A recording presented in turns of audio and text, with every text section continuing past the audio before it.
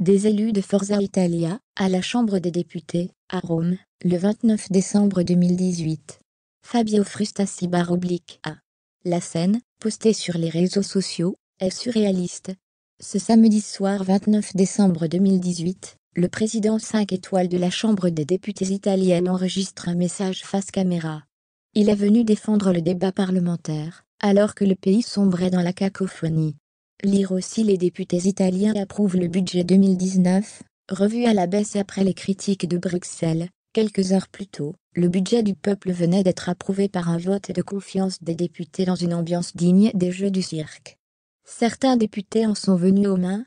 Les élus de Forza Italia, la formation de Silvio Berlusconi, ont endossé des chasubles bleus frappés des slogans Stop aux impôts ou Pas touche aux associations. Pendant plus de 7 minutes, Roberto Fico, le président de la Chambre des députés, est sur la défensive, niant toute partialité, et justifiant la bonne tenue du débat démocratique.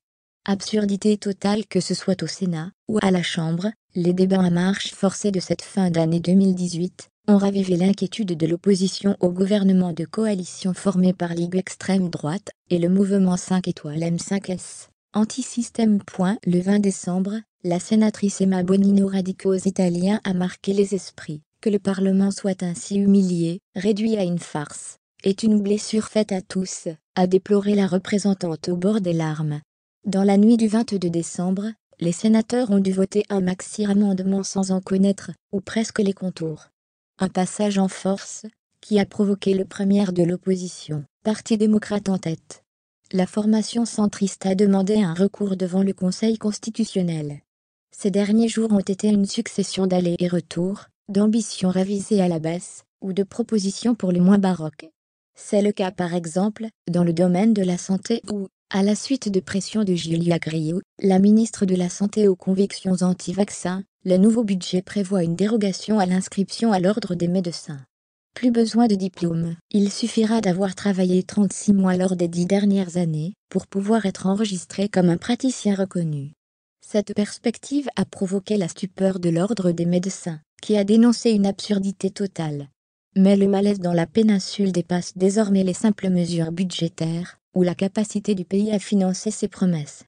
Au dire d'un nombre croissant d'élus et d'observateurs de la vie politique, le gouvernement semble parfois évoluer dans une réalité parallèle, à commencer par les populistes du M5S.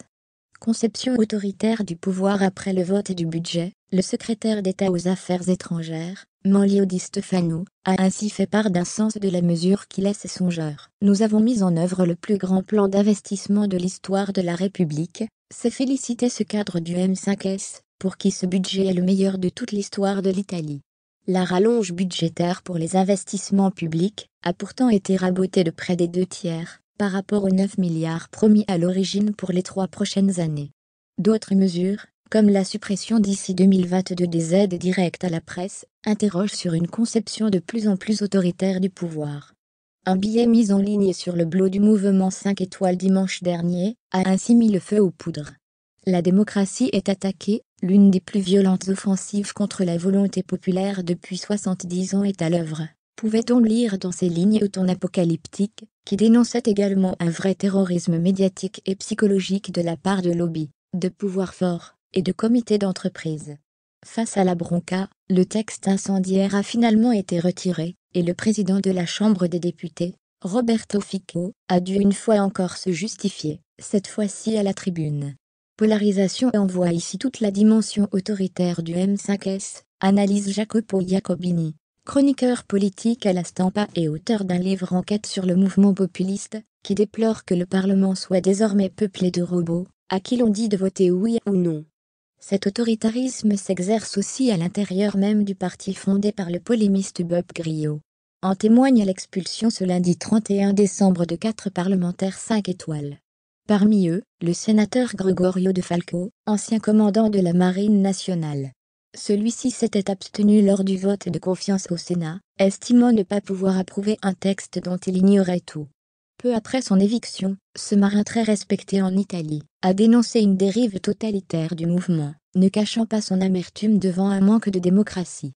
Quelques heures après avoir promulgué la loi sur le budget, le chef de l'État, Sergio Mattarella, a présenté ses vœux de nouvel an.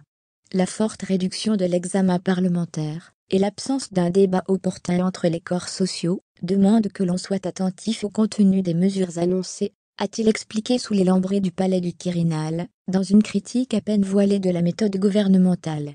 Le président a aussi souhaité notamment que le Parlement redevienne un lieu de débat constructif. Une gageure dans une Italie de plus en plus polarisée. Interimus Rome Italie réagissait ou consultait l'ensemble des commentaires.